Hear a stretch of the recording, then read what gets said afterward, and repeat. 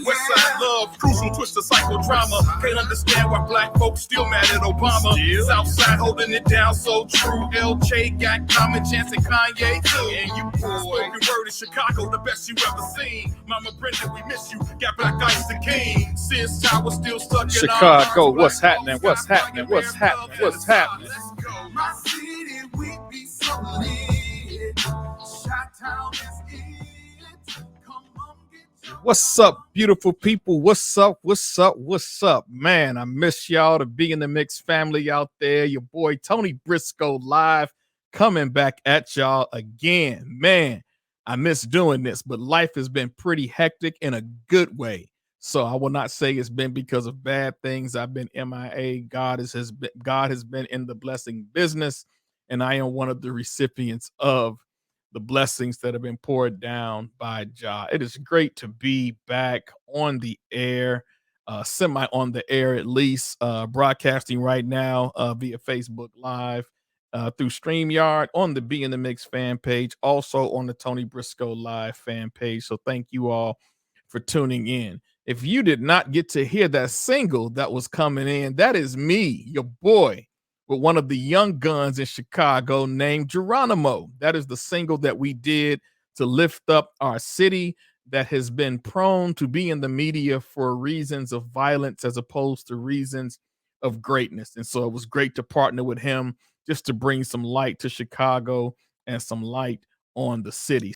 I'm not sure how many of you have heard of the acronym P.W.A. How many of you have heard of the word albinism? So I'm getting ready to introduce our guest. She is an educator. She is now a published author, and her name is Tikia Kidd. Miss Kidd, how are you? I am well, Tony. How are you? I'm doing outstanding, outstanding. Welcome to Tony Briscoe Live. I'm really glad to have you here. Thank you. It's a pleasure to be here. Thanks for having me on the show. Absolutely, absolutely. And I see Miss Kelly Kidd saying, "Hey, what's up? What's up? What's up?" So let's go ahead and get this started. But before we even get into you talking about the book that's out, which is called Life with Jack, Living with Albinism, talk to the people about your background as an educator. Now I understand you're homeschooling full time. So, but talk to them as your background as an educator, as a parent educator. All right. So I started my educational career in 2000. So I was an early childhood educator for many years. Most of my experience was in pre-K. So I taught in several districts, taught in the city, enjoyed, loved my job immensely. But as you know, the pandemic hit, and now I'm homeschooling. So let me back up to how my path changed. Um, so when I worked as an educator, I loved what I was doing.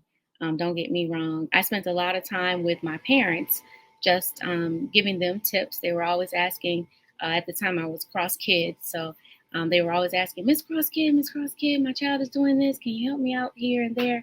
So giving a lot of tips, and I just actually had taken a break from teaching because I had two kids. I'll talk to you more about them, but I was at home for about 2 years, and then I decided to start pondering, like, what do I want to do while I'm off? So I started doing parent education with social service agencies, daycares, and things like that, where I was more in control of my time, so I could go and host a workshop for about an hour or two, and then return to my little ones at home.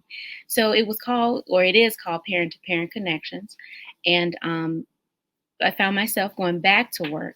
I worked in the classroom for about 2.5 years, and I noticed that a shift was changing in the education field where they were hiring parent educators. And so I decided to go for that position, and I worked in my local school district as the parent educator for about 2.5 years. The pandemic hit. And it's really funny because right before the pandemic, I had pulled one of my colleagues to the side. She actually homeschooled her 4 children. They're all very successful, with lots of letters behind their names, from PhDs to MDs to, So I was like, well, let me find out more. How did she do it? I said, I wonder if she worked. So she and I were in the hallway, kidding, no kidding, October of 2019. And I was asking her, well, did you work? How did you do it? And she said, no, I did not work. Mm. I was home full time. And she just gave me a bunch of tips about how to homeschool. And, I just said, okay, well, I'm working. So I just kind of put it on the back burner. Well, then the pandemic hit in March of 2020. I said, really, Lord, are you really telling me this is my opportunity? So I didn't have to traumatize my kids by pulling them out of Right. school. Right. So it all worked out for my good and theirs too. Everything was shut down and I started homeschooling. And when I say this journey has been just phenomenal, it's been um, enjoyable.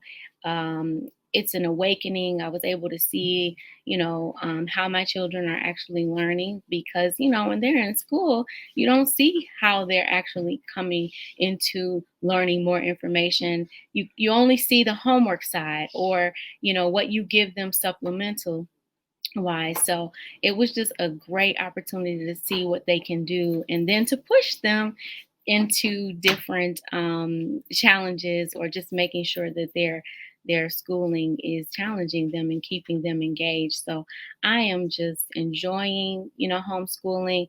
And, I say that if you can read, you can homeschool.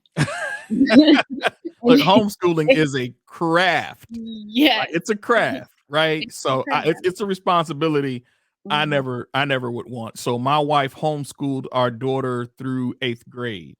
Yes, thank you. I had to research curriculum to find out, like, how to engage them while we're at home. So we do a little bit of online as well as I have a curriculum that I use. I don't know if I could say the name, but I do use a I mean, if you want to curriculum. say it, you can say it. It ain't gonna bother me. Okay, it's called Moving Beyond the Page. Okay, And moving beyond the page. moving beyond the page, and it's taught our children multi intelligences from kinesthetic to auditory learners all the way to visual, you name it. My daughter's studying sales now. She was able to create a sale from clay, and I'm just really Wow. excited, about that, as well as take learning into her own hands. And my son, he's just really just blossoming. He went from not even wanting to read. He loves to read. He's really intelligent, but it was just something that wasn't in his interest. So if he didn't have to, he didn't want to.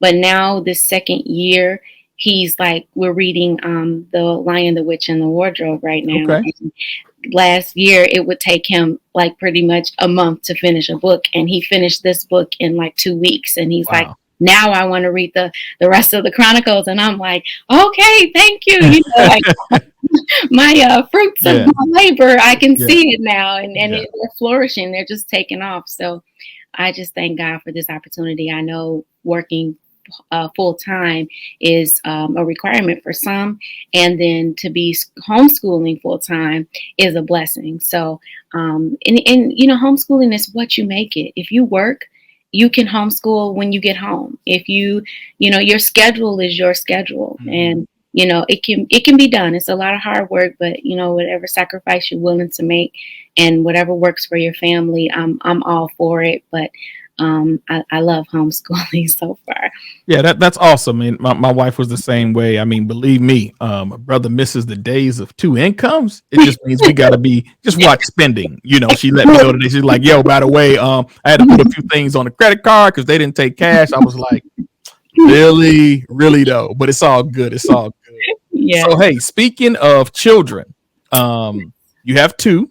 I have two. I have a son and a daughter. You have a son and a daughter. So talk to people about albinism. Am I saying the word correctly? Because they tried to put me on blast last night. It's actually albinism. Albinism. So okay, they got me right. It's albinism. Okay, cool. Albinism. And what is a P.W.A? What is that expression? So that the letter P, the letter W, and A is just a person with albinism. So the world is full of acronyms and emojis these days, and the albinism community is no stranger. So it's P.W.A, which is a person with albinism, and this is kind of a preference of a person who has this condition. Some people will be okay with you referring to them as an albino. Some people are saying, are comfortable with you referring to their condition, which is albinism, which affects the skin, the hair, the eyes, just depending on what type you have. And there are about 24 different types of albinism, believe it or not. The most common is where it affects the eyes, the skin, and the hair, and that's Julian, or Jack as we call him. He has oculocutaneous albinism, which means it affects all three of his skin, his hair, and his eyes. But some people only have it in their eyes. Some have it just in their skin. It could be just in their hair, but there's so many different types. Wow. Yeah, there's a rapper I know named Brother Ali, who was probably one of the few that I know on the MC side that has albinism. I'm self-conscious now, so I'm gonna be saying it real slow a lot. That's okay. It took me a while. So talk to the people about the book that you have that is out now, available on Amazon and Barnes and Noble. It is called Life with Jack. That's J.A.K. Living with Albinism. I said it right that time. Talk to us about why you wanted to get this book done as the first of a future series, I believe, from your husband. It's coming. But talk to us about this book and why you felt it necessary. All right. So kind of going back to you pronouncing the word albinism, my family and I had to come to grips with that term as well. When I delivered Julian Eric Kidd Jr., we did not know he had albinism until we saw him, right at birth. And so, I had a C-section. So I heard the doctor say, "Hey, check him for albinism." And I'm like, "What?" And so I was like, "What is albinism?" And so I looked at him and I was like, "Oh, okay. I've heard albino, but don't know what albinism is." So I leave the OR, go into my room where, I'm in recovery, and my OB comes in and he tells me, he might have albinism. African American babies, we change as we get older. We may leave the hospital a different color, and a few months later, we may be a different color. So you won't get a full diagnosis until he's about 3 months. But he said, albinism. And I'm like, Albo, what? Oh, okay. So it took me a while to figure out how to say albinism. So fast forward 3 months, we get our diagnosis, and you get the diagnosis through an optometrist. You take them in, they look at the back of their iris. And if there's no color, like we have color in our eyes, you have browns and blues. If there's no color on the iris, then that's how they diagnose the skin condition albinism. So we get that diagnosis, but on top of that, he gives us an organization that we can cling to, which is called NOAA, another acronym. The NOAA is the National Organization of Albinism and Hypopigmentation. Wow. So yes, they were a godsend. Jack is the first of our family, both on my side and my husband's side, to have albinism. So we had no education as to what he needed, what it was, just how to maneuver. So NOAA, I reached out to them, gave me a plethora of information. They even sent me an kit that they mail out to you, and it has sunblock, which he needs sunblock to protect his skin. It even came with it looked like a scuba suit, but it was a swimsuit or a swimming gear for a boy, and it came with a book, and the book was teaching parents how to parent a child with albinism. But there was no children's book. And when I wanted to start reading to him I couldn't find any books about albinism, and especially any books that had children that looked like my child. And I was like, okay. So I pondered on that. And then I said, well, you know what? I can create my own book. So and I'm dating myself. I went, I went on PowerPoint and Still used, so it's still used. right, it is, but I don't think it's PowerPoint anymore. What is it? Slides. It's Oh, slides now. 365. Slide. Yeah, Google Slides is taking over the world. So Right. So I went on PowerPoint and I created a book. And we started hosting fundraisers through NOAA. And I would have an information board to raise awareness of what albinism is, how it not affects my family, because I don't want to say it affects it, but how we live with albinism with Jack. And so I would have this poster board and then my little handmade book that I stapled together. And I was like, everybody read my book. This is, Jack, and he can do this and and it tells the story of how his day is. yeah. And so I would have it on the table. Some people missed it. Some people didn't miss it. So then fast forward, I was like, you know what? I should publish this book. I should get this book published. And this is after he started school, pre-K.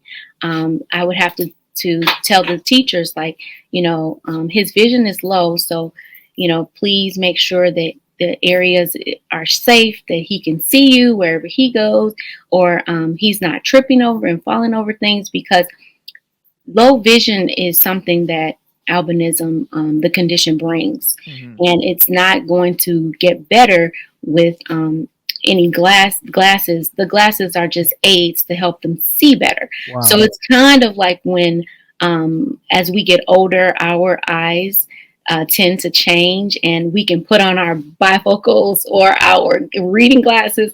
That's how his vision is. He puts his glasses on and it's better, but it's not correcting his vision. Right. So I would have to go in and kind of do an in-service with teachers, because I myself, being a teacher, had never had a student who had albinism, nor in all of our diversity and equity and inclusion courses, albinism is not at the forefront of that material. Like, I had never even, knew how to teach, or, it's not really a how to teach anyone who has albinism. It's more so a vision not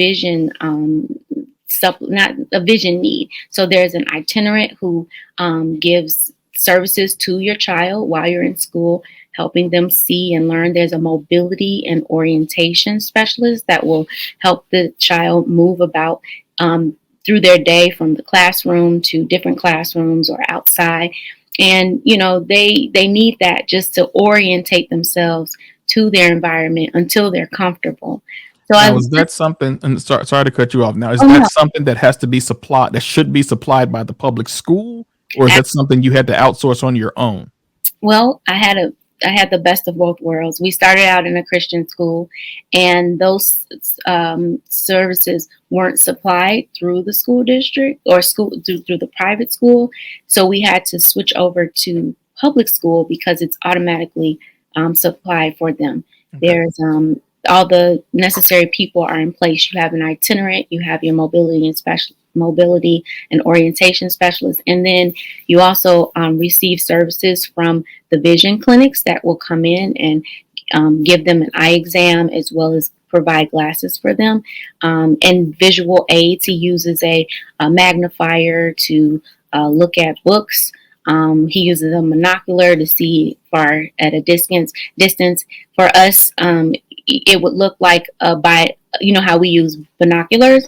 Yes. It looks like a binocular, but it's only one, that one part that fits on his eye. So we learned about all these different services that we could, that he could benefit from. And he really did. He flourished. And then they showed us what we could do at home with him. And he's highly intelligent. That's one of the things that I found out too, is that their brains actually look a little different from ours, in that they're highly intelligent. Those who have albinism, and it shows. Like, we live with him every day, and every day is different, and it's fun and exciting with him.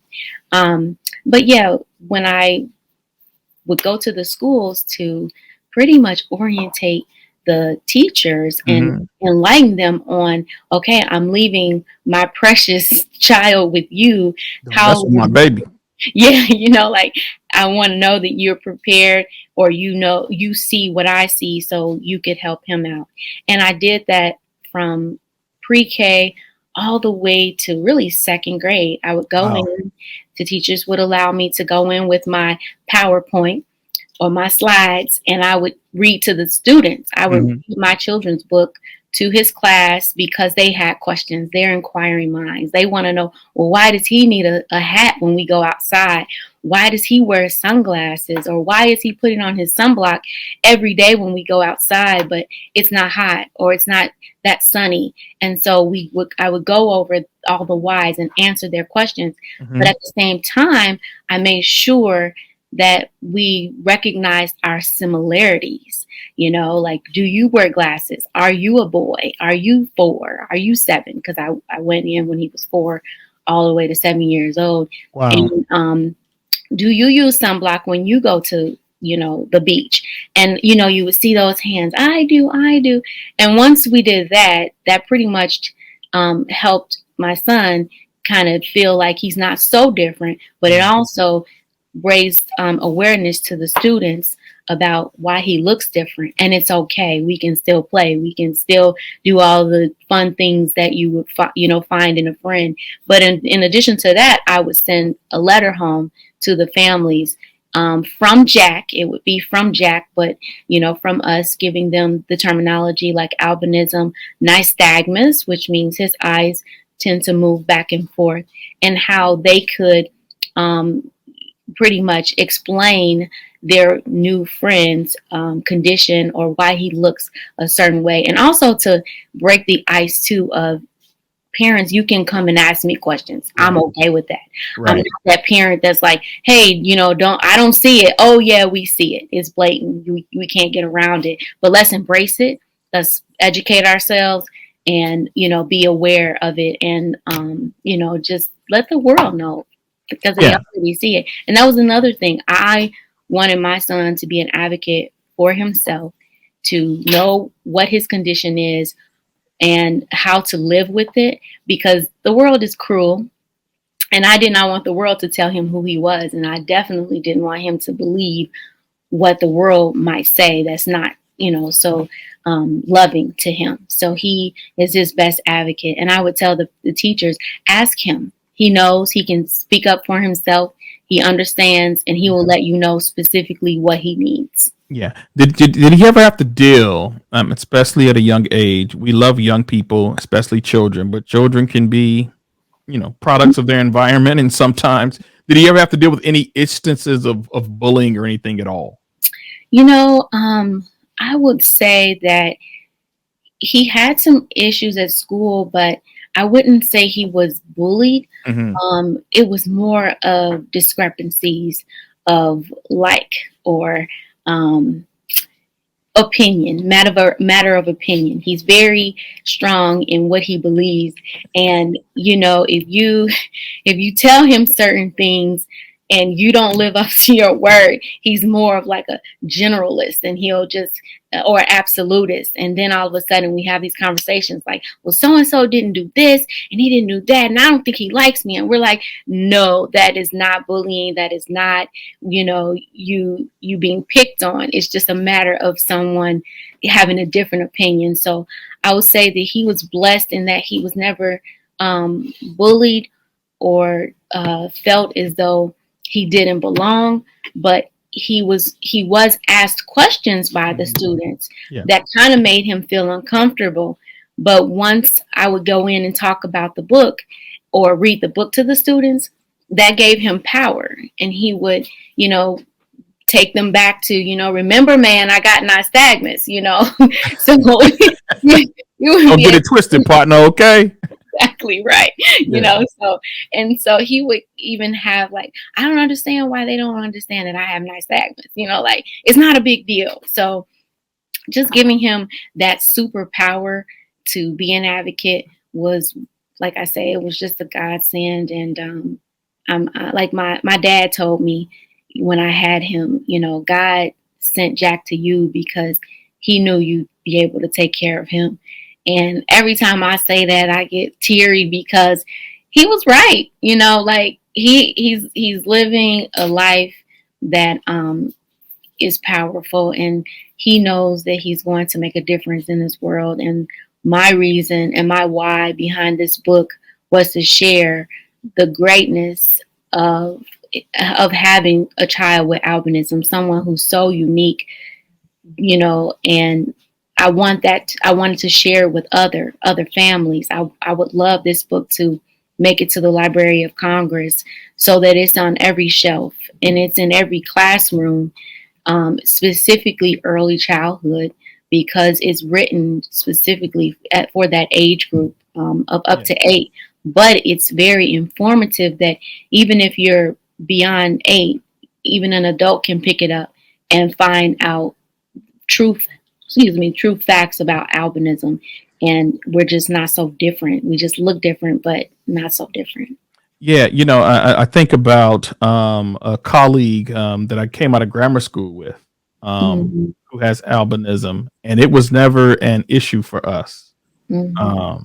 And matter of fact, until I met you all, I still just, because I was like, well, you know, they're albino. I don't know what else. Like, that's all. I didn't know about the other issues that also came with it. So when you talk about the pigmentation piece, when you talk about having to be protected with sunscreen, even their eyes not necessarily being able to adapt to the sun right away and needing special kind of lenses made. Like I've never knew about any of that stuff. All we knew is that this young lady, you know, we called them albino, right? That was it. There was no education, no teaching, no training around anything. But you know, then, like, you know, and I was in the foster system, so I'm the last dude to try to make fun of somebody, right? Like, at least she got her own mama, you know. It's like, so you might go find me trying to crack jokes on her at all. But you know, looking at her now, when you talk about intelligence level, she's highly intelligent. Doctorate degree, principal at a major school on the north side of Chicago, in the north suburb in Evanston. And so I just, as I'm thinking about this now, when you talk about, you know, being highly intelligent, she was always like in a league of her own to me, just as personable, just as friendly, but intelligence, like always off the charts. Yes. Right. And so thank you for sharing that information. So what do you want people to do with the book? I know you want them to buy it, but how else can they advocate for you in regard to being a new author and this work that should really reach the masses because of the importance of the message? Yeah, so I really would like you know, everyone to get a copy of this book and share. I heard her. She said 5 copies per person each book. 5. Oh, my bad. She said what? Okay, my bad. Whatever you need, whatever you feel empowered to push and use to raise albinism awareness. Whether you're a restaurant owner, you can have an area in your restaurant with books. I'm a true advocate of reading is fundamental. Reading is fun. You can read wherever you go. You can have this book in your car. You can have this book in your child's classroom. You can give it to your child's teachers as Christmas gifts. And but just to get the word out, and I was very purposeful in my pictures that I actually wanted to use. I was asked if I wanted to use a cartoon, and I said no. I wanted the true pictures of my son to be displayed in this book so that our young people are not confused or don't get I wanted it to be nonfiction. I wanted them to know this is real, this is factual. So there are real pictures in the book of us as a family, him as well, depicting like how and what albinism is and how we maneuver. So the information is accurate. It's displayed where it's engaging for your child as well as you. And anyone can pick this book up and learn a lot from it. And like I said, it would be great if we could have it in every school, in every library, every social service, wherever children are being served or young people. And we live in an age now where there's a lot of acceptance. So I do Absolutely. want, yeah, I do want, those who have albinism to get the spotlight too, because we read so many books, and you see children who have physical disabilities from being in wheelchairs or blind, using canes and things like that, but you rarely see a person who has albinism. So I'm here to break that barrier down and let the world know that albinism is a superpower. Well, I think you've done a amazing job of that in this body of work that you created. Miss Riddle says spread awareness for golden babies, Yes, and that so I is. did not know they were called golden babies until I Yes. started digging in. So when I went on LinkedIn, I just wanted to see what was out there. So of course Noah is on LinkedIn, but that was Mhm. the only organization that I found on LinkedIn in the United States. I'm not saying there's not more out there, but Noah was predominant.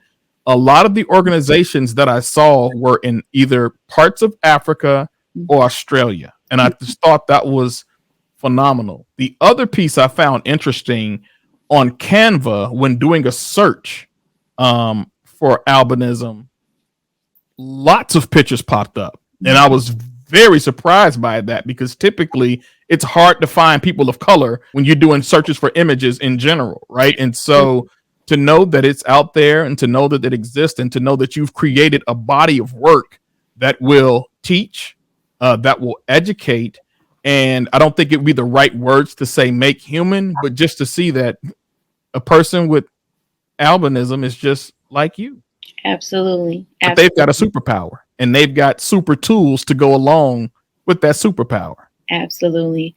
And I'm really blessed. Miss Riddle, she's my neighbor, and she's blessed with 3 babies, and 2 of her babies are golden babies.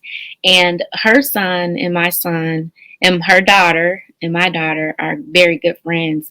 So it's great, and it's a blessing. We have a community. It's about 3 moms, 4 moms, and we all get together, and all of our kids have albinism, and they're able to see, wow, there's somebody else who looks just like me. And do I have time to tell the story how I met Miss Absolutely. Riddle? All right, so Miss Riddle and I were first day of school taking our first graders, which are our girls, and our boys were about 4, 3. We have 3 and 4, and so we're in the line. My husband and I, my family, we're in the line outside waiting for the teachers to come out and get these eager students that are first graders. And so I'm standing in line with Corinne, and I look up and I see a gentleman holding a golden baby on his shoulders. But I'm looking at my husband, and I'm like, wait a minute. I was like, is that Jack? And he's very active. So I was like, did he get loose? Like, where is he? Because he's 4 at this time, right? Right. So I'm like, oh my God, somebody has my baby. And, so I'm looking, I'm like, so I catch eye contact with Julian. And I was like, do you have Jack? And he's like, yeah, he's right here. And I was like, well, who is that? I was like, I have to find out who that is, because I Yeah. know that child has That's funny. albinism. This is about And to go down. If you got my kid, it's going down. But I was Wow. so curious because you don't see a lot of people who have albinism. And so I was like, I have to meet her. I have to meet her.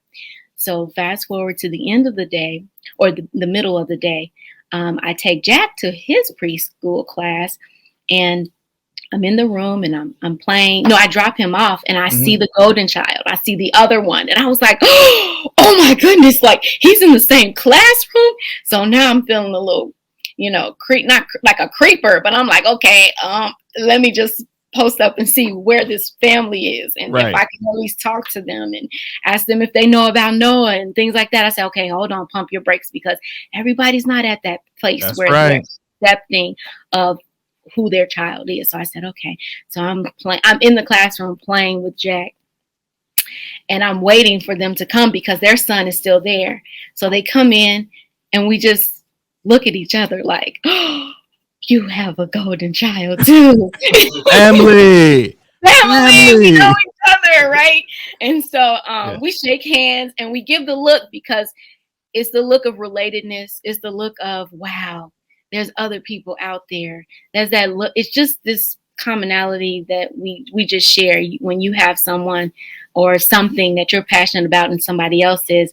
So we exchange names, and we're walking out, and he's Julian and her son's Philip. And we're walking out of the room, and both boys are active, right? They're only a year apart. And both of us are yelling because the boys are running. And we both were like, Jack! And we're like, no, hold on, wait a minute. This cannot be real. Wait, is his name Jack? I'm like, yes. She's like, is his? So we both are just going crazy. Wow. Oh my gosh, like, how is it that they're both nicknames are Jack, and they're both juniors? He's Philip Riddle Jr. and then Julian Kidd Jr. And from then on, it's been about 5 years or so.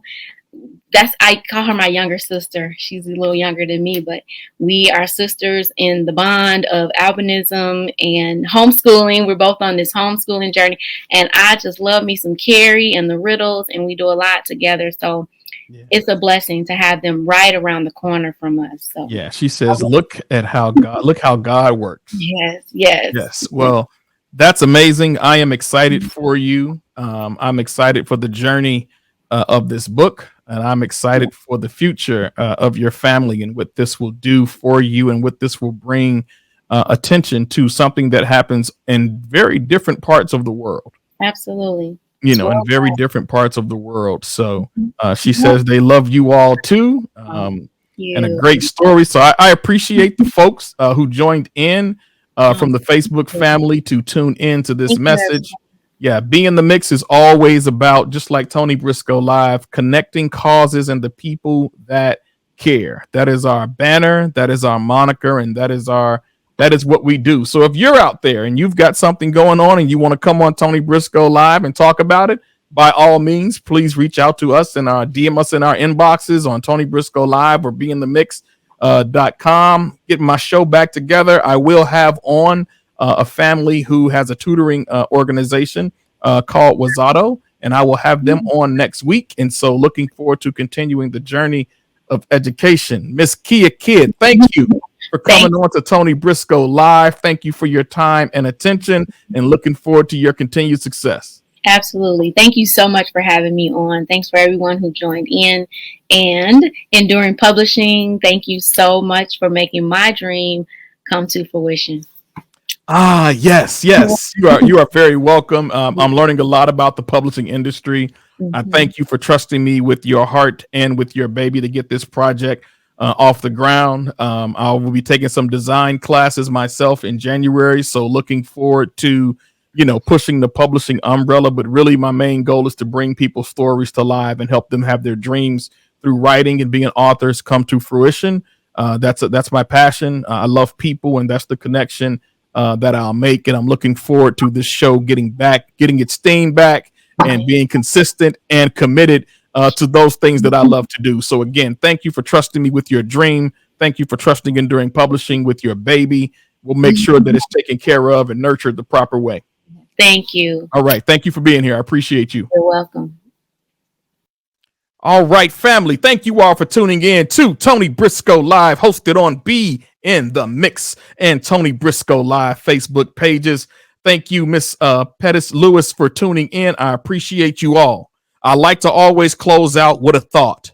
I'll go back to my man, Maze Jackson, who was carjacked this week in Chicago.